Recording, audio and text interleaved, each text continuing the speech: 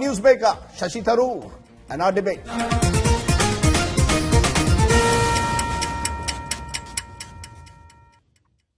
And joining me now first is author and member of parliament Dr. Shashi Tharoor, whose new book, of course, Paradoxical Prime Minister, looks at Prime Minister Modi. Mr. Tharoor, one of the paradoxes of Mr. Modi was perhaps seen today. The strong man perhaps needed to appropriate the Iron Man. The images of Mr. Modi with Sardar Patel, how do you see that?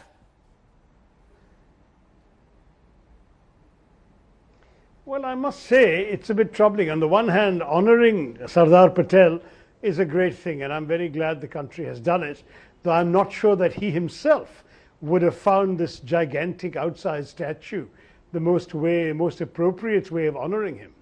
But the appropriation of Sardar Patel's legacy by this government, and particularly this Prime Minister, is troubling at various levels. I'm drawn particularly to think about, not just the question of India's unity, which indeed Sardar Patel built and which sadly is being threatened by a divisive government, but even more so by the fact that when you look at concrete examples from the lives of Sardar Patel and those who would appropriate his legacy, you really see no parallel. I'll just give you one example. Sardar Patel also had to deal with serious communal rioting and violence in 1947, just as Narendra Modi had to deal with it in 2002. In 1947, what did Sardar Patel do? He took swift and immediate action to rescue Muslims who were being attacked. He moved thousands of them into the security of the Red Fort so they could be protected better.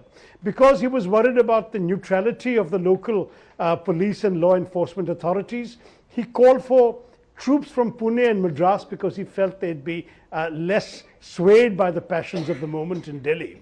And he personally made it a point as Home Minister of India to go to Nizamuddin and offer prayers as a way of signaling that Islam had continued to have an honored place in Indian society. He also went to Amritsar and managed to persuade angry Hindu and Sikh mobs not to massacre departing Muslims on the trains who were crossing over into Pakistan.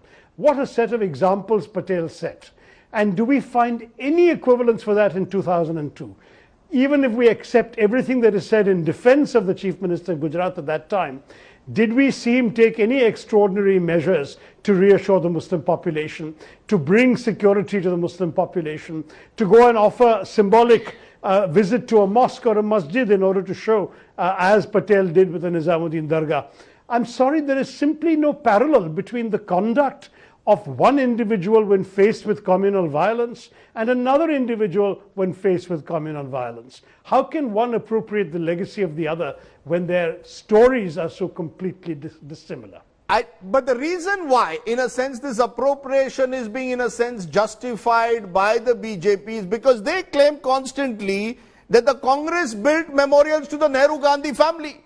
The Congress had programs in the name of the Nehru-Gandhi family. The BJP is, in a sense, honoring a Congress giant that you forgot. That's the line, that's the narrative. So while you now claim that the legacy of Mr. Patel is very different to that of Mr. Modi, the BJP says we are filling a gap in history.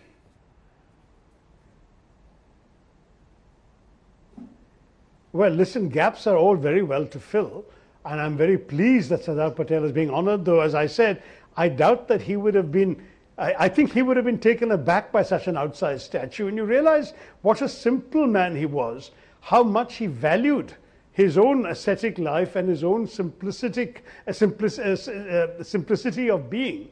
The way in which, as you know, he began his career as a satyagrahi, working and walking among peasants, encouraging them not to pay iniquitous British taxes. He was a man of the organization, a man of the masses. This statue, I think, would frankly have embarrassed him. But if at all the government feels that there are too many statues to the Nehru-Gandhi dynasty and so on, why not Mahatma Gandhi? If you want an iconic figure the whole world recognizes, to have the largest statue in the world, surely Sardar Patel himself would have said, I am the disciple, go to the Mahatma and let me have a statue of him that we can all look at. So, all the statue politics is something which the BJP is in a better position to explain than you and I watching from outside. But you know, I read a piece of yours in February when Mr. Modi in Parliament had attacked Jawaharlal Nehru on partition, on Kashmir, saying he was responsible for both, and contrasted him with Patel, who was unifying the country. And therefore the argument would go, the Congress party honored Nehru while he was living with the Bharat Ratna. It took 41 years to honor Patel. He got it only in 1991, died in 1950. These are all facts also. So there is a counter narrative today also, Shashi Tharoor, to this entire argument. Facts, but you know, of course, Rajdeep, no one claims, me least of all, as a writer of history and a writer of popular fiction, I hope, I would not claim only one narrative. All my books testify to the existence of multiple narratives, especially my fiction. But my answer to you here would be that the problem was that Sardar Patel died in 1950. Nehruji got his Bharat Ratna in 1955.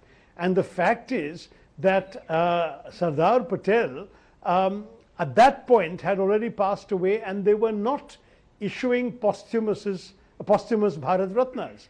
It was only much later that the rules were accommodated to permit the posthumous awards. And Sardar Patel was indeed amongst the first. I think it was Narasimha Rao's government, if I remember That's right, rightly, that gave it to him.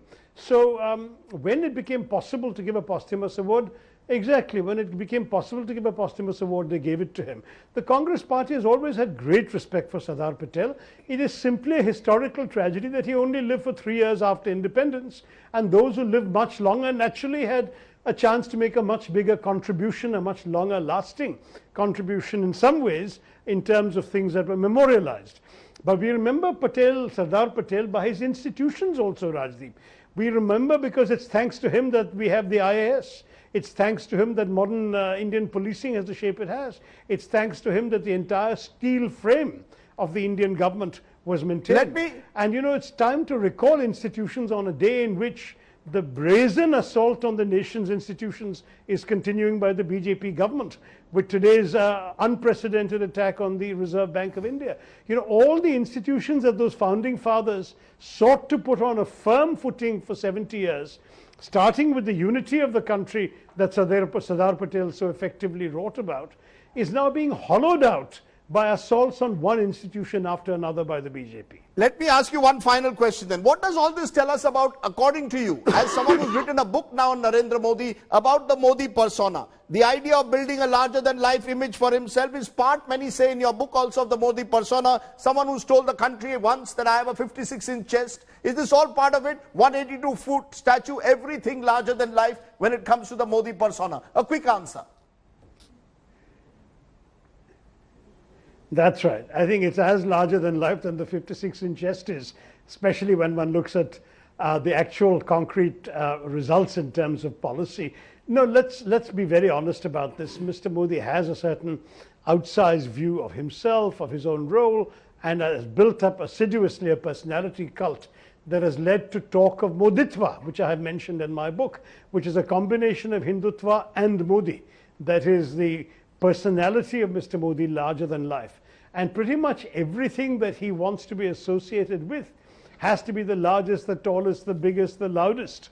And frankly, this statue fits into that. It's certainly not for most Indians, I think, an aspiration they would have thought to. Most Indians would rather have seen 3,000 crores being spent on things that would actually improve the lives of our most unfortunate. But fair enough, we now have a statue. I am a great admirer of Sardar Patel's. I've written about him in my books and essays. I hope lots of people go and visit, and I hope at least it brings in tourist revenue into the country.